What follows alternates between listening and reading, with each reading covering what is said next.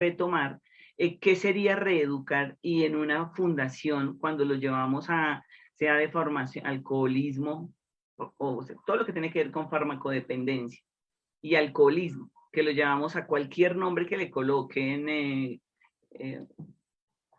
y allí donde lo reeducan, que por ejemplo en mi querido país desafortunadamente se están generando muchos espacios de estos, dado que los papás se les salieron de las manos las disciplinas y las normas y entonces el niño tiende a salir a la calle, a hacer cosas que dentro de una población no son correctas, que ahí viene otra vez qué clase de formación es la que necesitamos, correcta o incorrecta, pero vuelve a hacerse la pregunta, ¿qué es correcto? ¿Qué es incorrecto? ¿Qué nos hace países desarrollados? ¿Qué nos hace países subdesarrollados? Y ahí entraría pues a tener un significado importante lo que estamos hablando. Luego dice, y la tarea de corrección, de reeducación, ya no es asunto fácil, exige esfuerzo, conocimientos y paciencia que no todos los padres poseen. Y acá vuelve otra vez a hacer mención sobre esa capacidad que nosotros tenemos como padres. El decir un sí y mantenerse y el decir un no y mantenerse. Cuando nosotros desafortunadamente no fuimos formados para ser papás y las mamás más aún pensábamos que el papá era la autoridad. Y entonces el papá no estaba y el hijo hacía pilatunas y uno decía, espere que llegue su papá, espere que llegue su papá. Y eso va cediendo hasta que el niño o el hijo entiende que yo no tengo la autoridad, que yo no tengo poder. Y entonces puedo hacer lo que sea, porque como mi papá no llega o mi papá está de viaje o cuando llegue mi papá, mi mamá se le olvida y suele suceder. Entonces, miren las contradicciones, queridos oyentes, en las cuales nos encontramos y somos productos de esa inconsistencia, pero más en los países que vienen siendo de Centroamérica hacia Latinoamérica o lo que nos llamamos también países subdesarrollados, porque la falta de conocimiento en esos aspectos hace que se den esas situaciones. Si nosotros analizamos otros países desarrollados y que se han prestado más atención a la formación de esos futuros ciudadanos, pues vamos a tener menos centros o sitios de reeducación. En ese orden de ideas dice, en cierto caso, la familia se siente impotente para allanar las dificultades de la reeducación y se ve en el trance de intentar al hijo o a la hija en una colonia de trabajo. Aquí es donde estamos hablando que este autor pues hace mención de una colonia, es allá en Europa o en Alemania cuando se ubicaban, así como dice el autor, colonias. Para nosotros eran centros de reeducación o sitios donde prestan apoyo de reeducación. En ciertos casos, cerrando para poder dejar algo para la otra semana y que nos permitamos escuchar a los oyentes, dice, en ciertos casos, la familia se siente impotente para llenar las dificultades de la reeducación y se ve en el trance de internar al hijo o a la hija en una colonia de trabajo. A veces incluso la misma colonia ya no puede hacer nada, resultado de ahí un hombre inadaptado para la vida. Y aún en el caso de que la reforma haya sido eficaz y diera por resultado un hombre trabajador, todos están satisfechos porque verán la parte positiva, pero nadie calculará todo lo que se ha perdido. Si la educación del mismo individuo hubiera sido correcta desde el comienzo, habría aprovechado más experiencias constructivas de la vida y estaría mejor dotado, más preparado y por consiguiente sería más feliz. Además, el trabajo de reeducar, de formar, no solo es difícil, sino también penoso.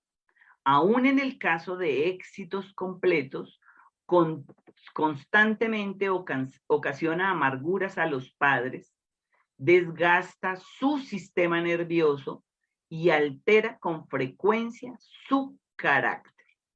Entonces, en ese orden de ideas, queridos oyentes, nos pone el autor dos temas. Dejo de compartir pantalla para poder escuchar las preguntas posibles que puedan salir, pero acá el autor nos deja en escena dos posiciones: una formación correcta y una formación incorrecta.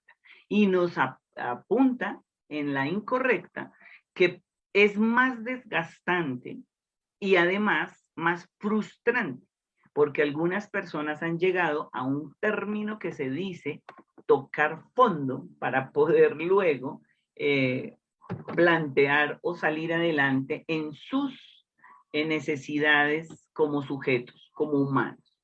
Entonces, no sé, padre, si haya alguna pregunta planteada del público para ir como revisando esos aportes.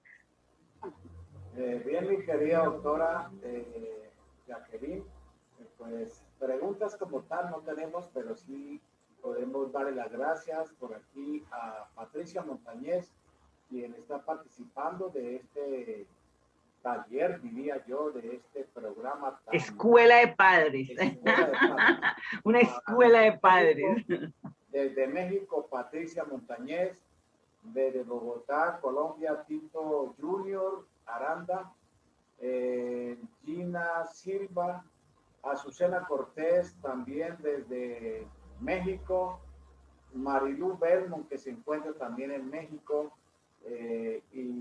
y la familia de Marilu Belmont en Los Ángeles, California, y otras personas que no puedo visualizar, pero dándole las gracias a estas personas por haber participado, por haber escuchado este tan maravilloso, tan necesario, tan importante programa de reflexión del hacer en el hacer.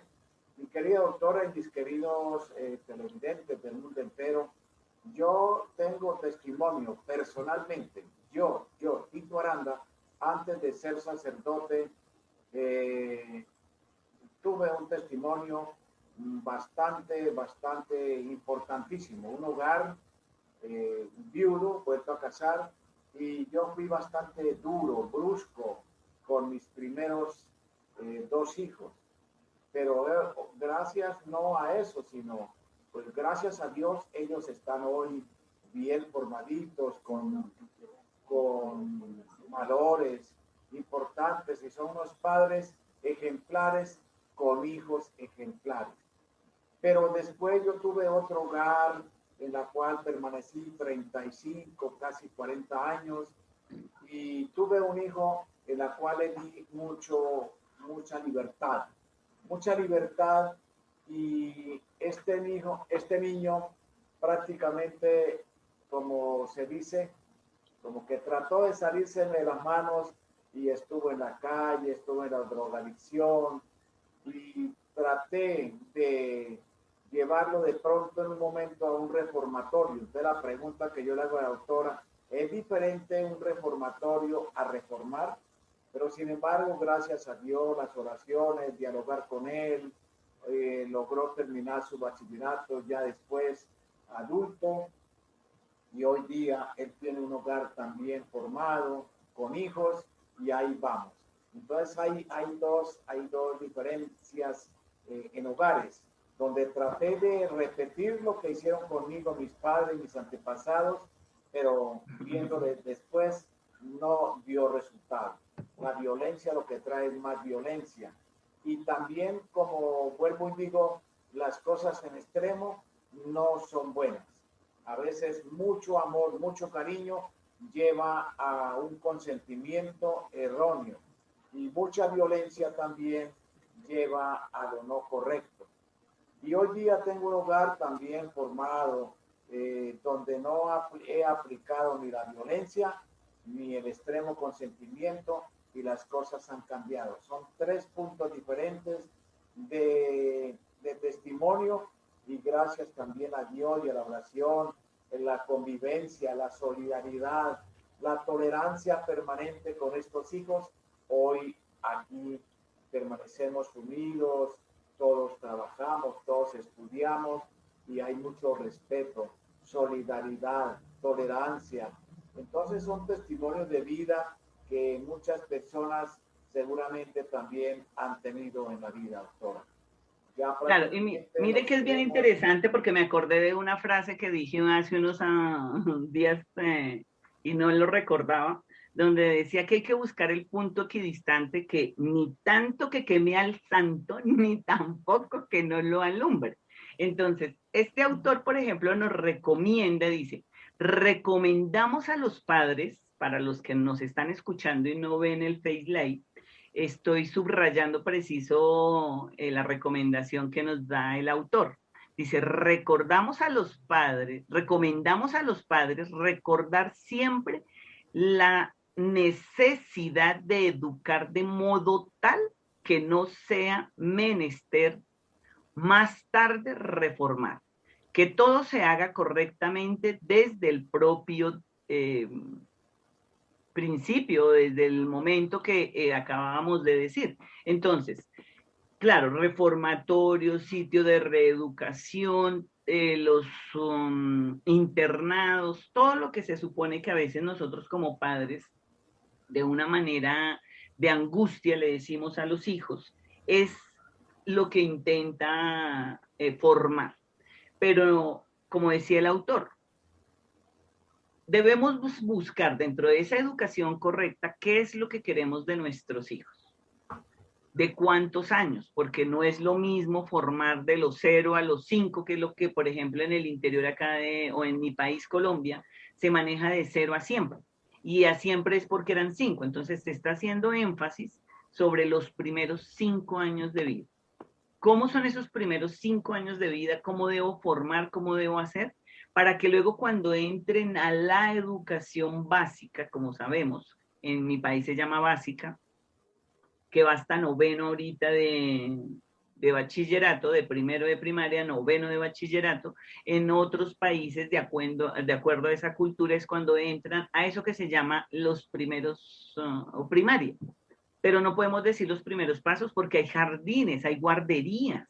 Entonces, en ese orden de ideas, cada uno de los que están escuchándonos o a quien puede luego escucharnos a través de FaceLive, ir como reflexionando sobre qué espacio, cómo hago para ayudar, cómo hago yo para formarme. Y aquí es donde se hace indispensable leer.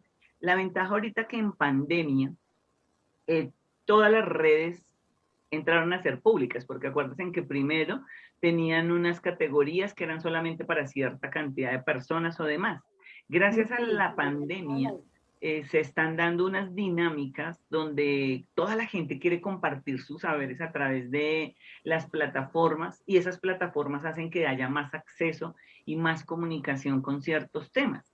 Mientras que estamos en crisis económica, pues igual, a pesar de crisis, se hace terapia, y esa terapia es acuda a ese profesional que puede decirle qué hacer.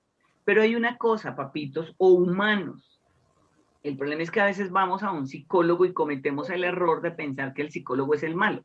No, que yo no pude cumplir con las expectativas de pronto que tenía frente a una disciplina, y como me queda más fácil siempre hablar mal del otro, pues me queda más fácil, vuelvo a repetir, retirarme y culpar al profesional.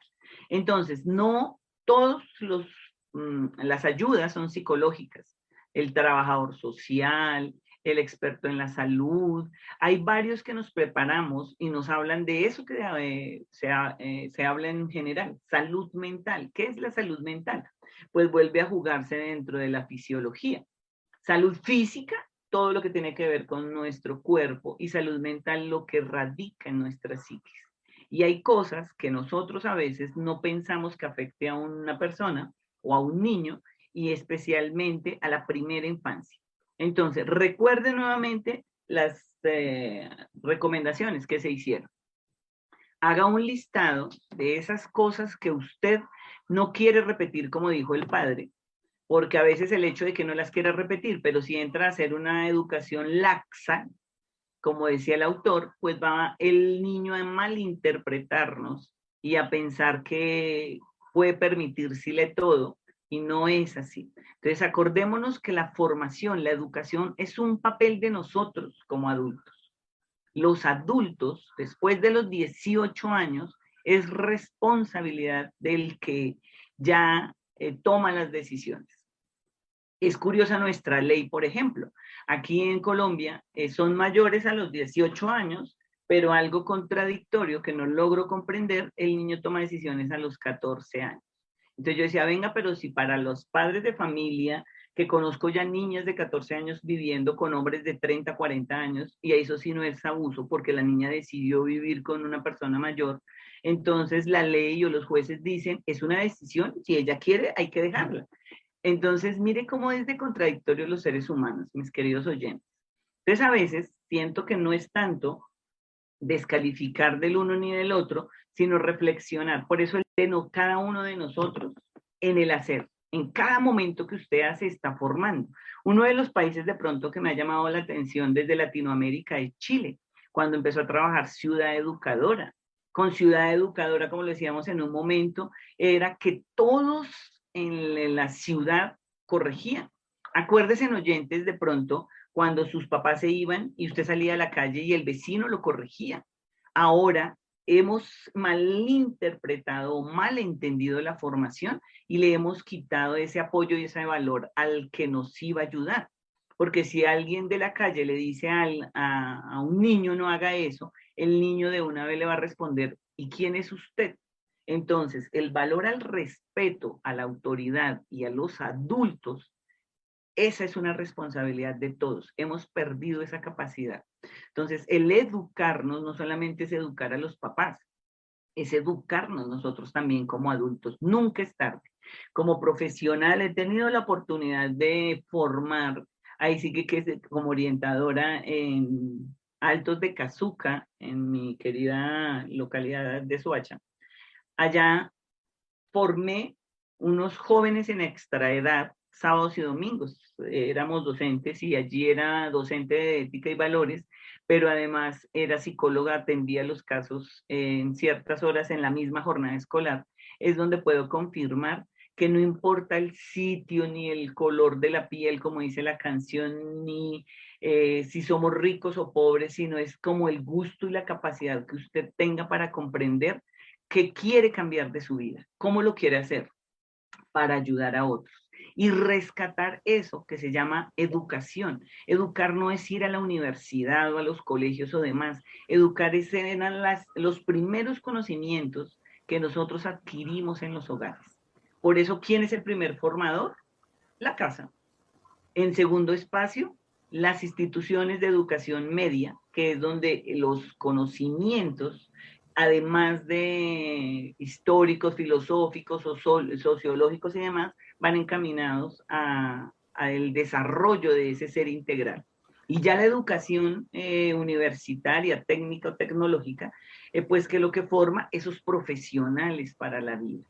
En ese orden de ideas, el educar es la base para desarrollar ese ser con una salud mental que favorezca esos cambios y transformaciones.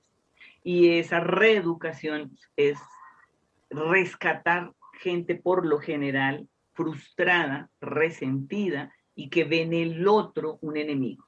Entonces, retomando las tres inteligencias que les mencioné en un momento, que son las que esta profesional del conocimiento y del saber pone en consideración, la inteligencia racional, la emocional y la espiritual, intente usted analizarla como humano mayor de edad para saber qué cambios debe hacer. No solamente estamos hablando para los papás, sino en general. ¿Cuántas cosas de nosotros como adultos deseamos transformar para ser felices, como dice el autor? Pero ¿qué es felicidad? Y entonces ese sería otra cantidad de reflexiones, porque para algunos ser feliz es abrir los ojos y poder decir, un día más tenemos de oportunidad para vivir y transformar nuestro entorno. Así es, mi querida doctora, así es, mis queridos televidentes del mundo entero. Ya estamos por dar terminado en breves momentos este tan lindo y necesario programa de educación de padres, diría yo, de reflexión del ser en el hacer. Es importantísimo, mis queridos radiotelevidentes del mundo entero y mi querida doctora, como decíamos el lunes pasado, manual prácticamente no hay en el mundo para la educación. Yo dije que el manual principal que tenemos son nuestros propios hijos, conociéndolos, viéndolos, escuchándolos. Ahí, en cada, si tenemos 5 hijos, hay 5 manuales en nuestro Total. para aprender de ellos y entenderlos a todos individualmente, sin tener ninguna preferencia. Y muy importantísimo este tema en la cual el machismo siempre ha reinado en el mundo entero, que el papá es el que manda. Mentiras. Hoy los hijos son de los dos. Los hijos son de padre y madre.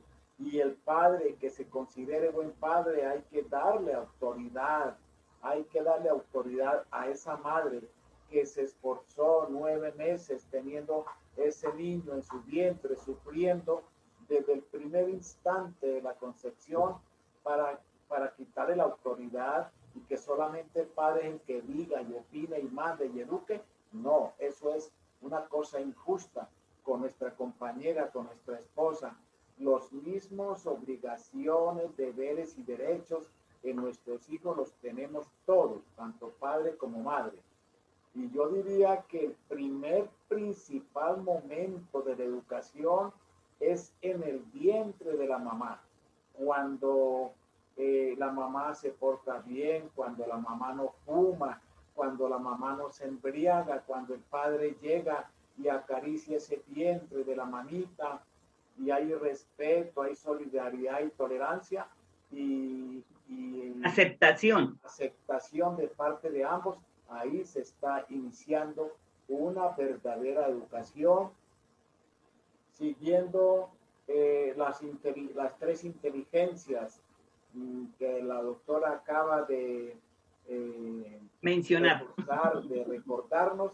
Si las aplicamos todas, ahí empezamos nosotros a ser verdaderos padres y que no permitir que las cosas lleguen a los extremos.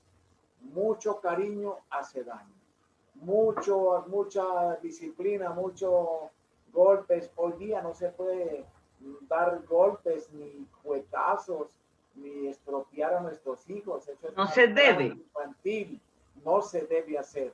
Pero sí el ceño fruncido, sí la disciplina, sí quitarle de pronto ese día la televisión. Esos son los verdaderos castigos. La ausencia, el silencio, la indiferencia a un momento, el niño ya se siente que es importante en la familia y que las cosas están mal hechas y no se deben hacer. Bien, mis queridos radiotelevidentes, radioescuchas, damos por terminado este programa. Gracias, doctora Jacqueline. Dios les bendiga. Mis queridos televidentes, muy amables a todos los que estuvieron aquí en esta plataforma y hasta el próximo lunes. Doctora Jacqueline, lástima que 1 hora realmente es un segundo para dejar esta semilla en estas personas y son muchas las preguntas que se nos vienen seguramente y ahí estamos para escucharlos, para ayudarlos. Estamos atentos a cualquier inquietud, cómo podemos aportar a la humanidad en la educación de nuestros hijos y de nuestra futura sociedad. Dios les bendiga a todos y hasta el próximo lunes. Nos despedimos desde aquí, desde Cartagena de Indias y desde Bogotá, Colombia, para el mundo entero. Mil bendiciones para todos. Éxitos, excelente inicio de semana.